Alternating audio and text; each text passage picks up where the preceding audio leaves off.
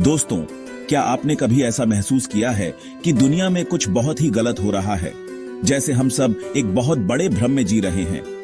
दक्ष त्यागी की किताब a nation of idiots हमारे समय की असहज सच्चाइयों पर प्रकाश डालती है। वो हमें उन सभी चीजों पर सवाल उठाने के लिए चुनौती देते हैं जो हम समाज, सिस्टम और खुद के बारे में जानते हैं। ये बस एक और किताब नहीं है, यह एक जगाने वाली पुकार है। अ नेशन ऑफ इडियट्स उंगली उठाने के बारे में नहीं है, यह समझने के बारे में है कि कैसे हम व्यक्तियों के रूप में उन समस्याओं में योगदान करते हैं जो हम अपने आसपास देखते हैं। त्यागी का तर्क है कि हम अनुयायियों का राष्ट्र बन गए हैं, जो शिक्षा प्रणालियों, मीडिया और सामाजिक मानदंडों द्वारा हमें खिलाई जाने वाली बातों को आंख बंद करके स्वीकार करते हैं। हम अपने अज्ञानता में सहज हो गए हैं, सवाल करने से डरते हैं, अपने लिए सोचने से डरते हैं। लेकिन उम्मीद है, त्यागी हमें समाज की एक धूमिल तस्वीर के साथ नहीं छोड़ते हैं। वो हमें एक रास्ता दिखाते हैं। पूरी किताब में वो अनुरूपता की जंजीरों से मुक्त होने के लिए व्यावहारिक उपकरण और रणनीतियां प्रदान करते हैं। वो हमें उस विशाल शक्ति की याद दिलाते हैं जो हमारे भीतर है। गंभीर रूप से सोचने की शक्ति, हर चीज पर सवाल उठाने की शक्ति और अपने और आने वाली पीढ़ियों के लिए एक बेहतर भविष्य बनाने की शक्ति। यह आत्मखोज की यात्रा है, कार्य करने का आह्वान है और अंततः आशा का संदेश है। क्या आप मुक्त होने के लिए तैयार हैं? दूसरे अध्याय में त्यागी उन प्रणालियों में गहराई से उतरते हैं जो हमें अज्ञानता के इस चक्र में फंसाए रखती है। उनका तर्क है कि हम अक्सर अपनी ही बनाई जेलों के कैदी होते हैं, अपने ही विचारों और विश्वासों की जंजीरों से बंधे होते हैं। हम अपने और अपनी क्षमता के बारे में सीमित विश्वासों को स्वीकार करते हैं, अक्सर बिना यह जाने भी। जरा सोचो, आपने खुद से कितनी बार कहा है, मैं इतना स्मार्ट नहीं हूं या मैं यह नहीं कर सकता। ये आत्म सीमित विश्वास अक्सर बचपन से ही हम में पैदा हो जाते हैं, सामाजिक अपेक्षाओं और हमारे द्वारा उपभोग किए जाने वाले मीडिया द्वारा प्रबलित होते हैं। लेकिन यहां एक बात है, ये विश्वास भ्रम के अलावा और कुछ नहीं है।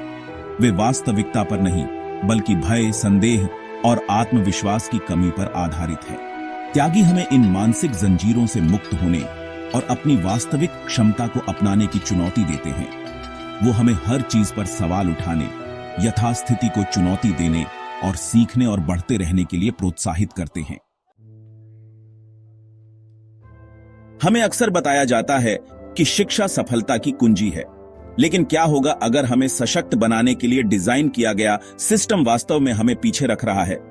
इस अध्याय में त्यागी आधुनिक शिक्षा प्रणाली की तीखी आलोचना करते हैं।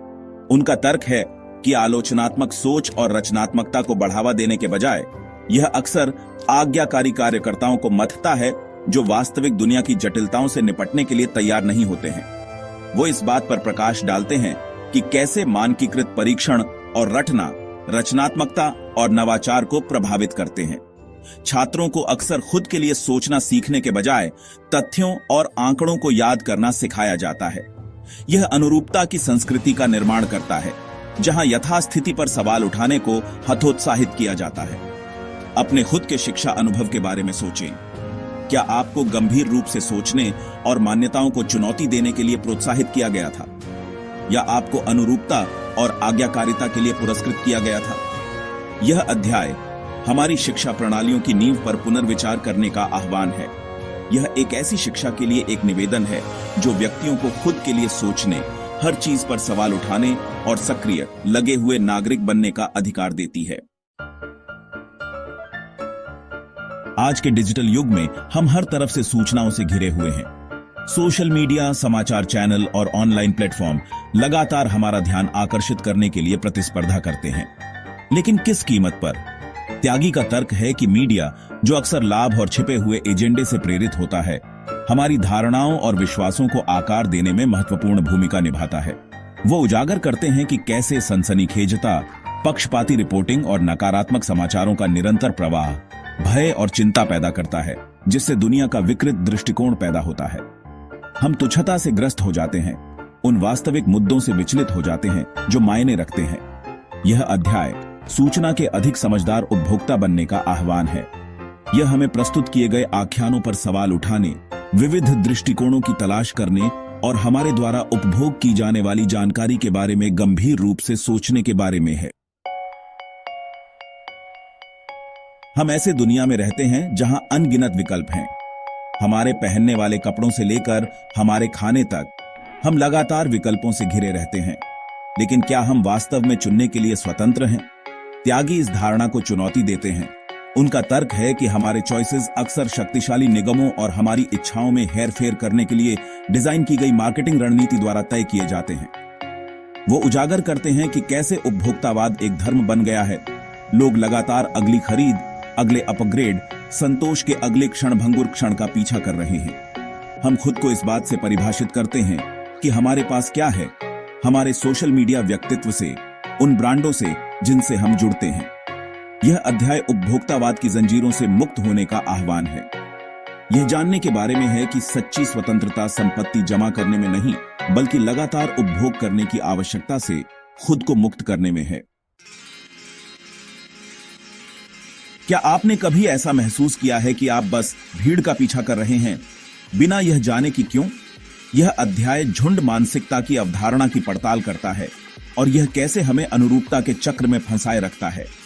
त्यागी का तर्क है कि हम सामाजिक प्राणी हैं, स्वीकृति और अपनेपन की तलाश करने के लिए कठोर। फिट होने की यह जन्मजात इच्छा अक्सर हमें अपनी व्यक्तिगतता को दबाने के लिए प्रेरित करती है, समूह के अनुरूप होने के लिए अपने विचारों और विश्वासों को चुप कराती है। लेकिन सच्ची स्वतंत्रता, त्यागी का तर्क है, हमारी व्यक्तिगतता को अपनाने में निहित है। यह भीड़ से अलग दिखने, यथास्थिति को चुनौती देने और अपने प्रति सच्चे जीवन जीने का साहस रखने के बारे में है। यह अध्याय कार्रवाई का आह्वान है, जो हमें झुंड मानसिकता से मुक्त होने और अपनी अनूठी क्षमता को अपनाने का आग्रह करता है। नेशन ऑफ इडियट्स से मुक्त होने की यात्रा आत्म जागरूकता से शुरू होती है। इस अध्याय में त्यागी खुद को समझने के महत्व पर प्रकाश डालते हैं। हमारी ताकत, हमारी कमजोरियां, हमारे पूर्वाग्रह और हमारे विश्वास। उनका तर्क है कि खुद को समझकर ही हम अपने आसपास की दुनिया को समझना शुरू कर सकते हैं। वो हमें अपने स्वयं के विश्वासों पर सवाल उठाने, अपनी धारणाओं को चुनौती देने और नए दृष्टिकोणों के लिए खुले रहने के लिए प्रोत्साहित करते हैं। यह अध्याय आत्मनिरीक्षण का आह्वान है। यह खुद को वास्तव में समझने के लिए समय निकालने के बारे में है, उन पैटर्न और विश्वासों की पहचान करने के लिए जो हमें पीछे रख रहे हैं और व्यक्तिगत विकास और परिवर्तन की यात्रा शुरू करने के लिए। अपनी कमियों को जानना आधी लड़ाई है। यह अध्याय कार्रवाई करने पर केंद्रित है। त्यागी व्यावहारिक कदम प्रदान करते हैं जो हम अज्ञानता के जाल से मुक्त होने और अधिक सार्थक जीवन बनाने के लिए उठा सकते हैं। वो आलोचनात्मक सोच के महत्व, हर चीज पर सवाल उठाने और सीखने और बढ़ते रहने पर जोर देते हैं। वो हमें विविध दृष्टिकोणों की तलाश करने, सार्थक बातचीत में शामिल होने और अपने स्वयं के विश्वासों को चुनौती देने के लिए खुले रहने के लिए प्रोत्साहित करते हैं। वो हमें याद दिलाते हैं कि बदलाव हम में से हर एक के साथ शुरू होता है। यह अध्याय एक बेहतर भविष्य का रोड मैप है। यह अपने जीवन, अपने विचारों और अपने कार्यों की जिम्मेदारी लेने के बारे में है। ए नेशन ऑफ इडियट्स निराशा की किताब नहीं है, यह आशा की किताब है। अंतिम अध्याय में त्यागी हमें उस विशाल क्षमता की याद दिलाते हैं जो हम में से प्रत्येक के भीतर है। उनका तर्क है कि हम जितना खुद को श्रेय देते हैं, उससे कहीं अधिक करने में सक्षम हैं। वो हमसे अपनी व्यक्तिगतता को अपनाने, अपने जुनून को आगे बढ़ाने और अपने सपनों को कभी नहीं छोड़ने का आग्रह करते हैं। वो हमें याद दिलाते हैं कि हमारे पास अपने और आने वाली पीढ़ियों दोनों के लिए अपने इच्छित भविष्य को बनाने की शक्ति है। यह कार्रवाई का आह्वान है, एक अनुस्मारक कि हम अपने ही जीवन में निष्क्रिय दर्शक नहीं हैं। हमारे पास चुनने, बनाने और बदलाव लाने की शक्ति है। यात्रा आपके साथ शुरू होती है। क्या आप जागने के लिए तैयार हैं?